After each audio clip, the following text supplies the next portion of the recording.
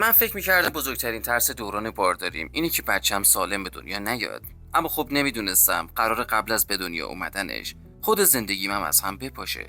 چون روزی که از بیمارستان برگشتم یه تست بارداری مثبت از توی سطل آشغال اتاق خوابم پیدا کردم. تستی که مال من نبود. من 6 ماه باردار بودم. همون لحظه فقط یه سوال توی سرم میچرخید. پس کی توی خونه من باردار شده و بدتر از اون بچه‌ش مال کیه؟ سلام دوستان، به کانال ناگفته خوش اومدید. 6 ماه باردار بودم و به خاطر شرایط بارداریم دکتر بهم گفته بود باید استراحت مطلق داشته باشم. حتی برای انجام کارهای ساده هم نباید زیاد سر پا وای میسادم و همین باعث شده بود بیشتر از همیشه به کمک بقیه احتیاج داشته باشم. اون روزا خواهر کوچیکترم خودش پیشنهاد داد بیاد پیشم و توی کارهای خونه کمکم کنه. منم با خیال راحت قبول کردم. چون از بچگی با هم بزرگ شده بودیم و همیشه فکر میکردم اگه یه روز قرار باشه به کسی توی این دنیا اعتماد کنم اون آدم خواهرمه. میومد برام غذا درست میکرد، خونه رو مرتب میکرد، داروهامو سر وقت بهم میداد و حتی شبایی که از نگرانی و ترس خوابم نمیبرد کنار تختم مینشست و با هم حرف میزد. من واقعا بهش اعتماد کرده بودم. اونقدر که حتی اگه کسی میگفت ممکنه پشت سرم کاری بکنه، بهش میخندیدم و میگفتم شما خواهر منو نمیشناسید. شوهرم توی اون مدت ظاهرا خیلی هوامو داشت. هر روز قبل از رفتن سر کار میومد پیشم، دستی روی شکمم میکشید و درباره بچه حرف میزد. منم با دیدن این صحنه‌ها ذوق میکردم و با خودم میگفتم چه خوشبختم که هم یه شوهر دارم که دوستم داره و هم خواهری دارم که توی سخت‌ترین روزهای زندگیم کنارمه. ولی خب حالا که به گذشته نگاه میکنم میبینم خیلی چیزا جلوی چشمم اتفاق افتاد و من نمیدیدمشون. پیامایی که وقتی که وارد اتاق میشدم ناگهان قطع میشدن، تماسایی که شوهرم برای جواب دادن بهشون از اتاق بیرون میرفت، نگاهایی که بین اون دوتا رد و بدل میشد و من به خاطر اعتمادی که داشتم همشون رو نادیده میگرفتم. حتی یه بار خواهرم وقتی که فکر میکرد من خوابم خیلی آروم از اتاق شوهرم بیرون اومد. اما وقتی که ازش پرسیدم اونجا چی کار میکرده گفت فقط رفته بوده شارژرش رو برداره. منم باور کردم چون اصلا تصور نمیکردم ممکنه حقیقت چیزی خیلی تلخ‌تر از این حرفا باشه برام. تا اینکه یه دفعه حالم بد شد، سرگیجه و ضعف شدیدی گرفتم و مجبور شدن منو با آمبولانس برسونن بیمارستان. چند ساعت اونجا تحت نظر بودم و وقتی که دکتر گفت میتونم برگردم خونه فقط یه چیزی میخواستم، اونم اینه که برسم اتاقمو دراز بکشم. وقتی که وارد خونه شدم شوهرم و خواهرم هر دو خیلی مضطرب به نظر میرسیدن. اما من اون لحظه اصلا حوصله فکر کردن نداشتم. رفتم سمت اتاق خوابم، کیفمو گذاشتم روی تخت و همونجا چشمم افتاد به سطل آشغال کنار تختم. یه تست بارداری مچاله شده داخلش بود. اول حتی اهمیت ندادم، ولی یه چیزی باعث شد برگردم و دوباره نگاش کنم. تست رو برداشتم و وقتی که دوتا خطش رو دیدم چند ثانیه مغزم قفل کرد. من که 6 ماه باردار بودم، چرا باید تست بارداری توی اتاق خوابم باشه؟ اصلا این تست مال کی بود؟ تاریخشو که نگاه کردم برای چند روز قبل بود. دستم شروع کرد به لرزیدن. همون لحظه صدای خواهرم رو شنیدم که از پشت سرم گفت چی شده؟ برگشتم سمتش و تست رو بالا گرفتم و گفتم این چیه؟ رنگش پرید، حتی یه کلمه هم نتونست جوابمو بده. اون سکوت برای من از 1000 تا اعتراف بلندتر بود. شروع کردم به گریه کردن و گفتم تو بارداری؟ سرشو پایین انداخت. گفتم پس چرا بهم نگفتی؟ بازم سکوت کرد. گفتم بابای بچت کیه؟ این بار نگاهش رفت سمت زمین و همون نگاه کافی بود که قلبم فرو بریزه. شوهرم که صدای گریه‌مو شنیده بود وارد اتاق شد.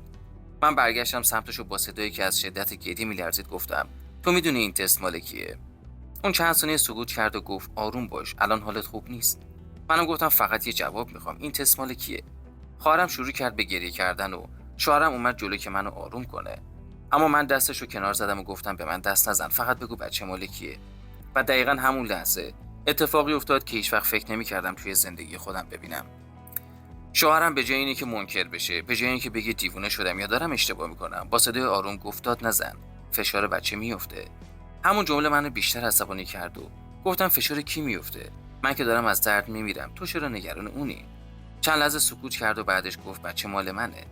اون لحظه انگار زمان برام متوقف شد. فقط به صورتش نگاه میکردم و نمیتونستم باور کنم چیزی که شنیدم واقعیه. گفتم چی گفتی؟ دوباره برام بگو. اما این بار خواهرم زد زیر گریه و شوهرم سرش رو پایین انداخت.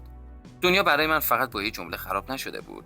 من فهمیدم تمام اون شبایی که به شوهرم اعتماد کرده بودم، تمام روزایی که خواهرم کنارم نشسته بود و من از داشتنش خوشحال بودم، تمام لحظه‌ای که فکر می‌کردم دارن از من و بچه‌م مراقبت می‌کنن، ممکنه فقط یه دروغ بزرگ بوده باشه. من 6 ماه با خیال راحت زندگی کرده بودم، در حالی که 2 نفر از نزدیکترین آدمای زندگیم پشت سرم کاری کرده بودن که حتی تصورش هم برام غیر ممکن بود.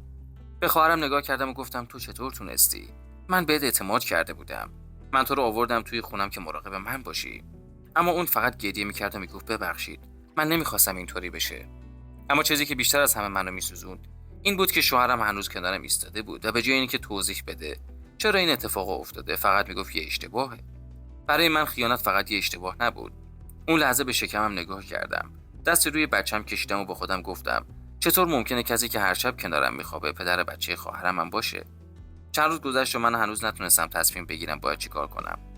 از یه طرف بچه‌ای که توی شکمم بود و نمیخواستم استرس روی اون تاثیر بذاره. از طرف دیگه زندگی که فکر میکردم دارم و حالا فهمیده بودم شاید از اولم همون چیزی نبود که تصور میکردم. تلفنمو برداشتم و تمام عکسای قدیمیمون رو نگاه میکردم. عکسای سفرات، تولد و شبایی که کنار هم خندیده بودیم و حتی عکسایی که من و خواهرم کنار هم بودیم.